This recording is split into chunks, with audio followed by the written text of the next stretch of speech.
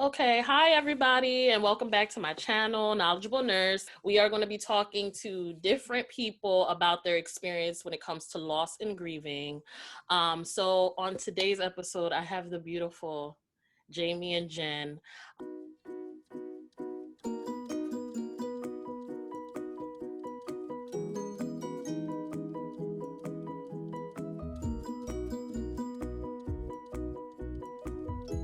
They are twins. If you can't tell, they're twins. And I just brought them on because we share a similar experience of losing a father to cancer. So I just wanted to show somebody else's experience, especially since they have each other.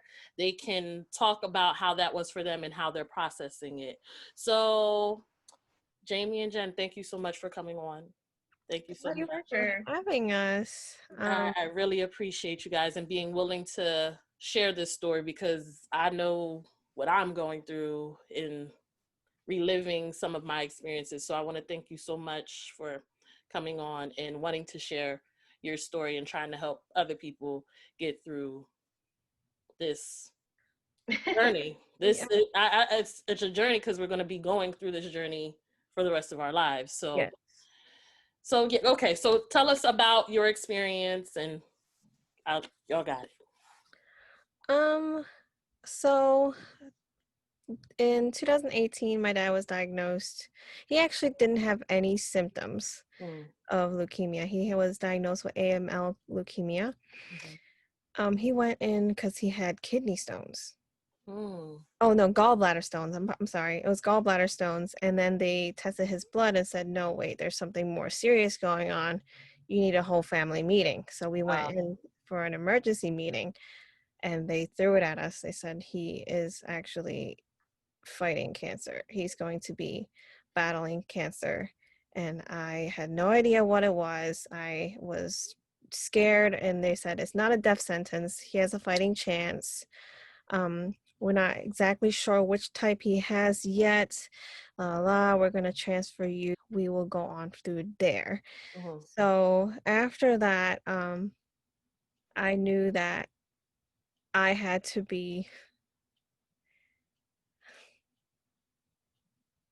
I'm sorry. Nope, it's okay. You got it. You got it. You got it. You got it. It's okay. It's okay.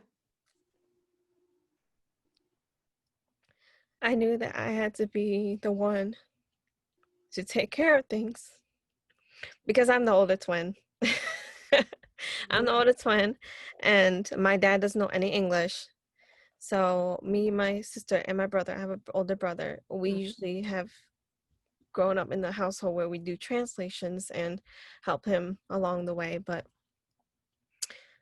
my sister has always been the baby in the household. So I knew I had to research everything and not just rely on one doctor, but I had to go and ask multiple doctors multiple questions, do my online research books, etc. So that was a really scary experience to start with because I was in my mid 20s Yeah. and I was like, what is going on? I just got out of college. Yeah. I was actually looking for a job at the time, and then I had to put that on hold. And I became my dad's full-time caregiver. Again, he didn't know any English, so I went to every appointment. I got a hold of all his medication, especially when he got through chemo and he was sick, so he wasn't able to eat outside food. Mhm. Mhm.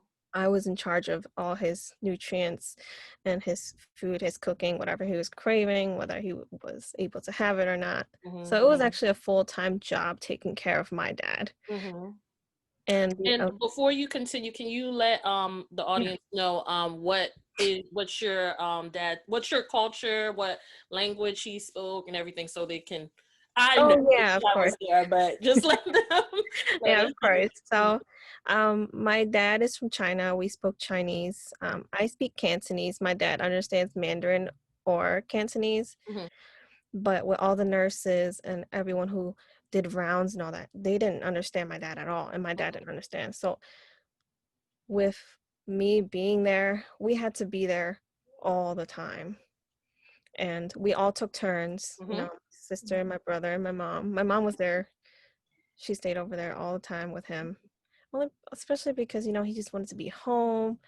It was not comfortable. And it was so nice that you guys supported us all the way and took so much time and patience to take care of my dad. My dad loved you, Nadej. You were you were his favorite. And Oh. every single time, he would always ask, "Is it her? Is she taking care of me?" Like he just felt so much more comforted when he knew that it was you because you had so much patience. Because if you're that uncomfortable, you would have to you become a little bit more needy. Mm-hmm. So asking, can they have this? Can they have that? Just to feel slightly more comfortable, but not a lot of people have patience for that. And you were just so great. He told me all the time, even when I was not there, Mm-hmm. I was always scared, or is he being taken care of? Mm-hmm. And he would say, these people are wonderful to me. And that was like the best relief that I can get as a family, not being there 24/7 in the room with him. That was like the I best think relief. that the best thing that we heard all day, going through this was my dad giving us feedback. So I think that nurses are so brave and they do so much more than just literally taking care of the patient physically, but also emotionally. Mm-hmm. So I think to me, our best decision was going to you guys, trusting you guys with my dad. I had to work during this time, and as my sister Jenny said previously, that she went to all the appointments with him, and we rotated seeing him.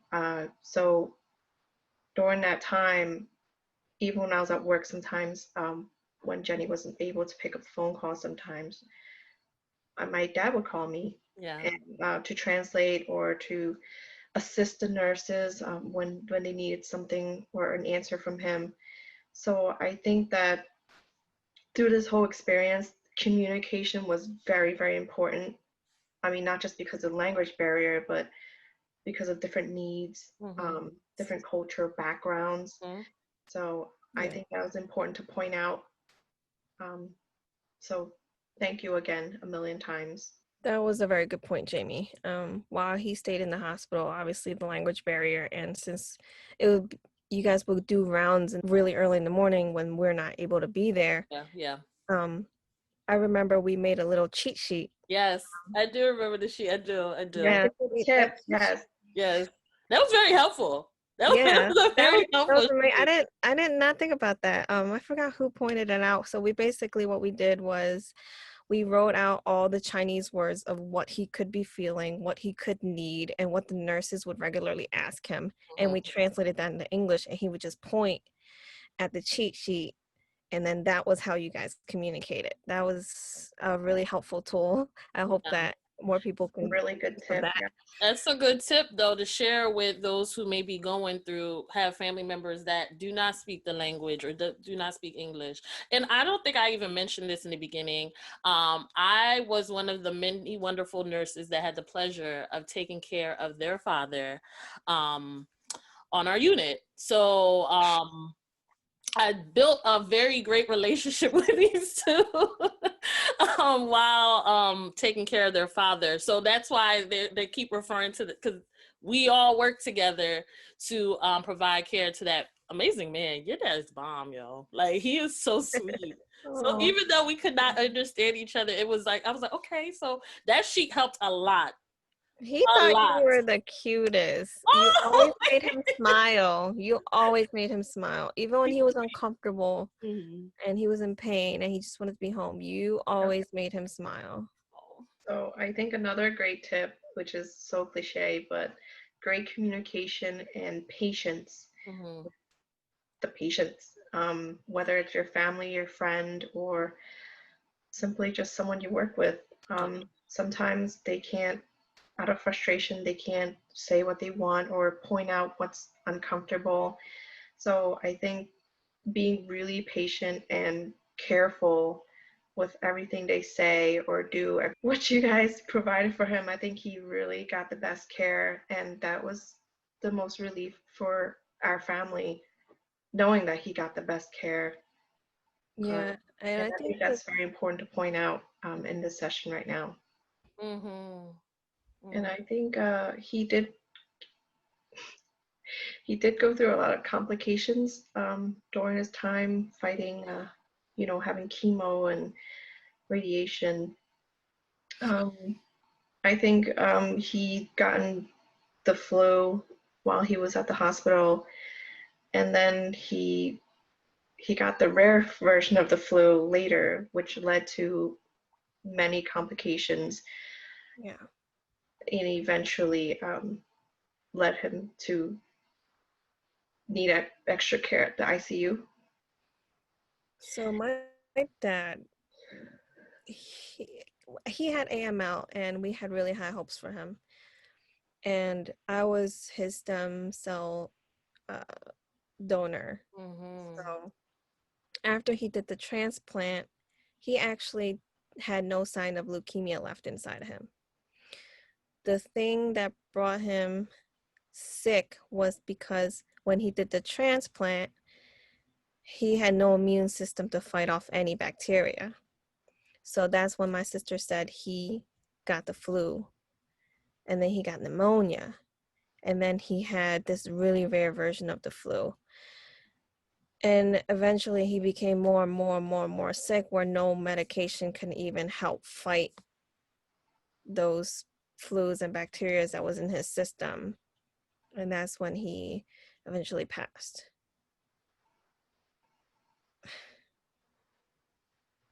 So that was the most hard thing to accept, that he had fought so hard Mm-hmm. um, to beat leukemia, which he did technically, and that he passed away from something so simple as the flu. That was the hardest thing to accept, that he fought such a long battle just to pass away from the flu. Mm-hmm. Mm-hmm. That was very, very hard to Like accept. that. Yep. I Yeah. can imagine that.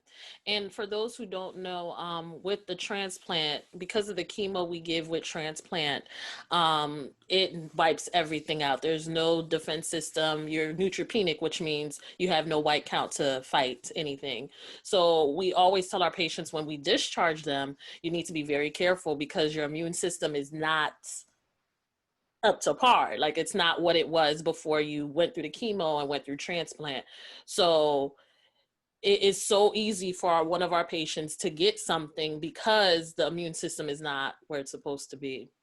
So yeah, I yeah, think the way that had explained to us is he had baby stem cells, so technically he turned into a baby. And that was yeah. easier for my mom to understand since she didn't understand all the terms and Mhm. everything. So I think that due through this experience and now in COVID, I see a lot of people unfortunately passing. And one thing I can relate is people losing their parents. And sometimes when I even, see the news, I see these patients in their breathing tubes, which reminded me of my father when before he passed, he had complications breathing. Mhm. Um, so that's not an easy sight. And the only advice I can give to anyone out there experiencing these things is reach out to your loved ones. Mhm. And as much as people say that out there, but it really helps. I think me and my sister were really, really close. And I think if she wasn't there every step, oh, sorry, um, if she wasn't there every step of the way, I don't think I would still be here. Mm. That's real. That's real.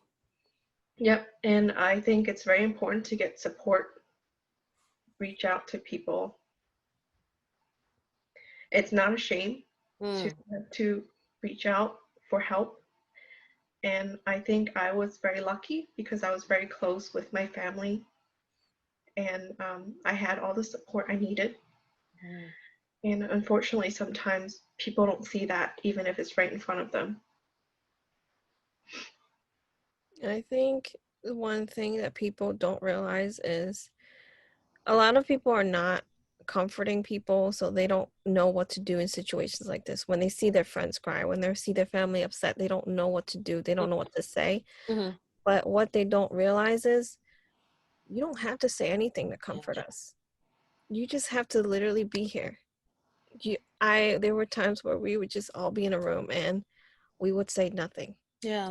We would just cry maybe, or just sit there together, just knowing that there's someone there for you, someone there with you, experiencing it with you.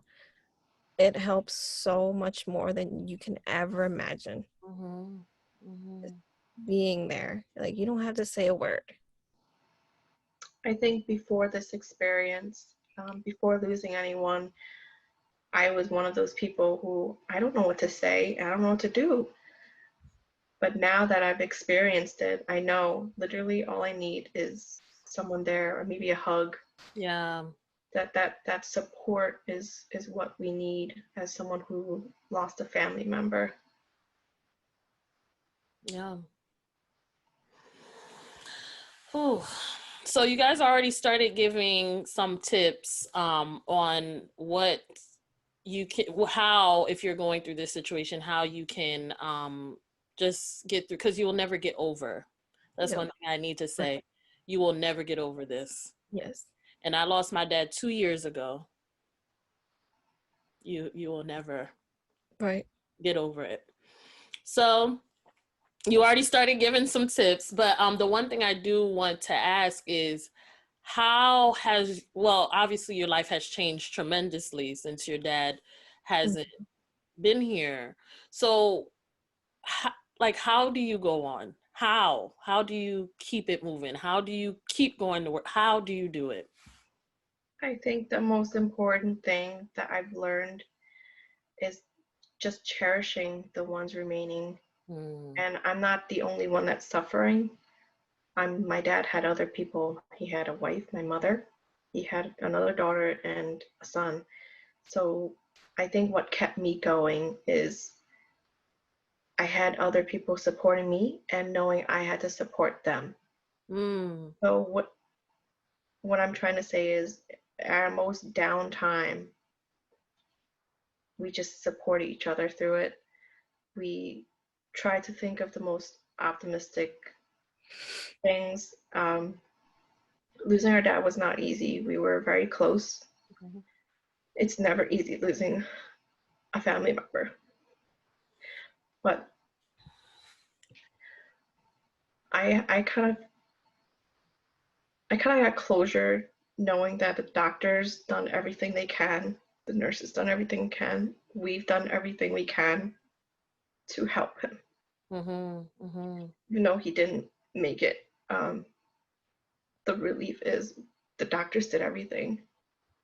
And I remind my mom that every day until she understood and believed that we did everything we can. That's good.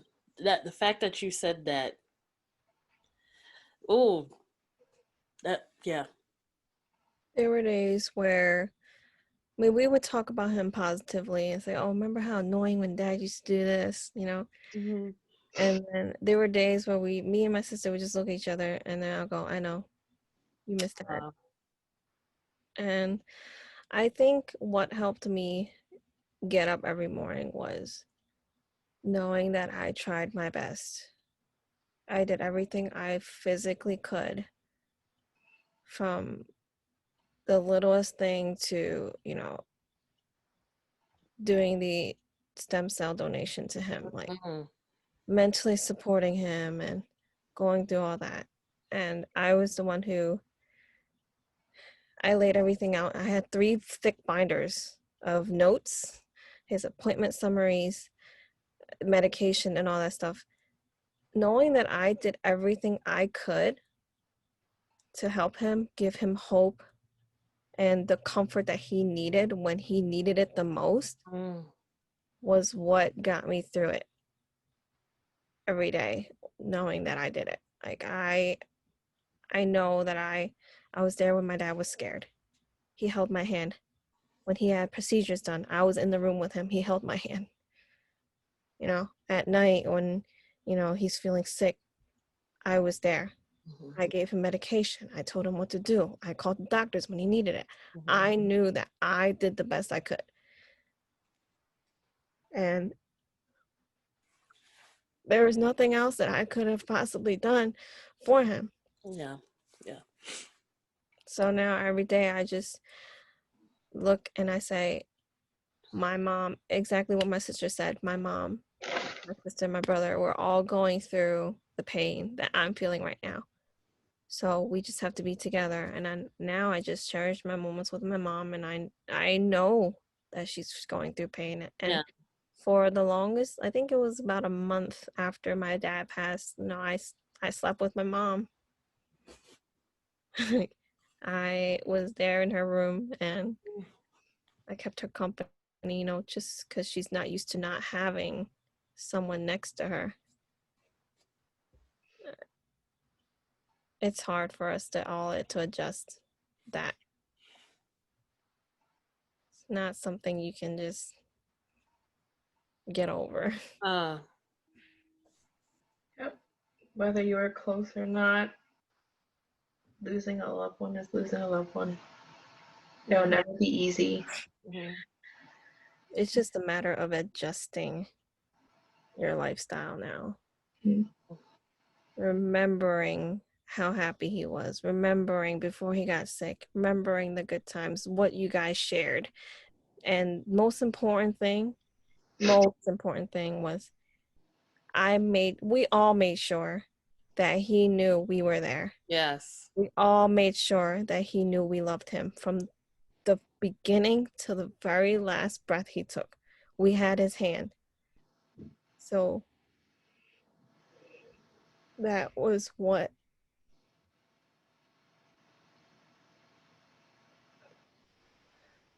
got us through a lot of the hard days, was that he knew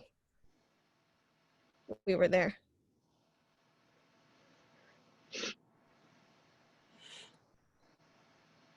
So the one thing I'm going to say to both of you, and I want you to tell your brother and your mom also, you guys did a great job. Thank you. You guys were great children to your father. I know he loved you guys. I know he did. You guys you did more than you could have. And I know you said it, and I know you guys know that, but you guys did more than you could have for him. And God is going to bless y'all for that. Thank you. Cause you guys were magnificent children. I know I was like, oh, who am I calling now? You want me to call Jenny? Like, who do you want me to call? I was like, okay. No, listen, you guys were an amazing support system to him. I am so happy that you guys have each other to get through this journey.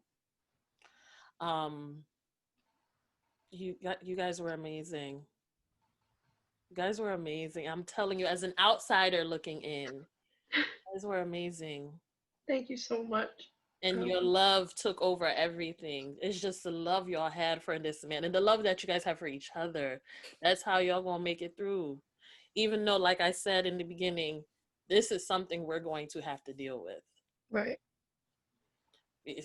This is something we're going to have to deal with. And there's going to be a lot of life things that happen that you're going to be like, dag, I wish my dad was here. Right. Yeah. So trust me, as I said to y'all, I know how y'all feel. And I'm just happy that you guys have each other to, get through it.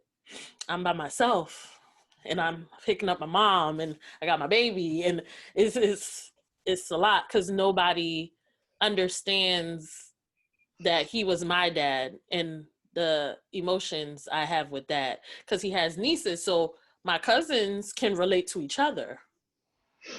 His brothers can relate to each other.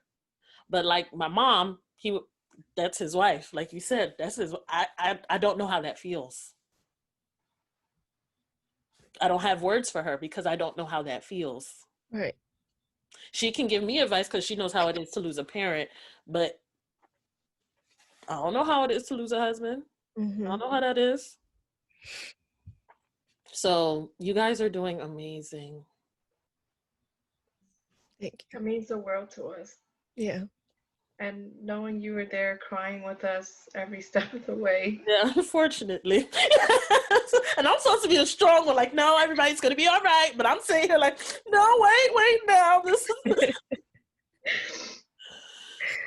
it's real. It's real. Like, Actually, you crying with us made us feel more warm inside. Like knowing that you also experienced something similar. I was like, oh, she understands. Like we here, honey, we here. we're here. Like, exactly. Like that was a lot more comforting than just, somebody that's just like, I know I understand, but when you cried with us, but like you really understand. So that was more touching in a personal level. I like the way you said that. that was nice. You worded that real nice, Kristen. I just want to thank you, ladies, for sharing your story with me. Well, I knew I was there with you guys through the story, but to share it for others because there's a lot of things we do not talk about. Yes. And this is something we need to talk about. Yes, I agree. Especially as minorities, especially as millennials, we have to start having some discussions. Yep. I totally agree. I am so thankful that you invited us to this interview because sharing this experience, because we like to think that, my dad's still here, but obviously he's not. So thinking about it helps us face reality, to accept it sooner. And so talking about it. Go ahead. I think that it's important to share this experience, even though it's hard to talk about, because, like you said, it's not talked about enough. So people who are going through it for the first time, or they feel like they have nobody, they don't know what to do, what to expect. So I think it's important to spread this message out there for people who need it. Yeah. Just stay strong and. Yep. That's stay strong. For them. For them. For them. Yep. You guys are magnificent. I'm not going to stop saying that. You guys are magnificent children. You guys did a great job. You really did. Thank you so much. You really did. For everything. For having us. It's nothing. It's nothing. Don't worry about it. It was a pleasure caring for all of you. We appreciate you so much. So much more than, your job as a nurse, but no, you have done so much more than just a job as a nurse. And we appreciate you so much more than you can ever imagine. Or just those little things that you've done. Right. Thanks. Simply meant the world. A good nurse. A great nurse. And I hope everyone has the privilege of having a good nurse like you. Thank you. I appreciate that. Thank you. Y'all, listen. Okay, you know what, guys? We're gonna end this interview because they're gonna have me tearing again. Y'all done saw me cry all this time. But thank you again for watching. Please make sure you come back to check in. And yeah, thanks everybody. Subscribe and share, everybody. Yes. Sure you share, like, comment, and subscribe. Thank you, everybody.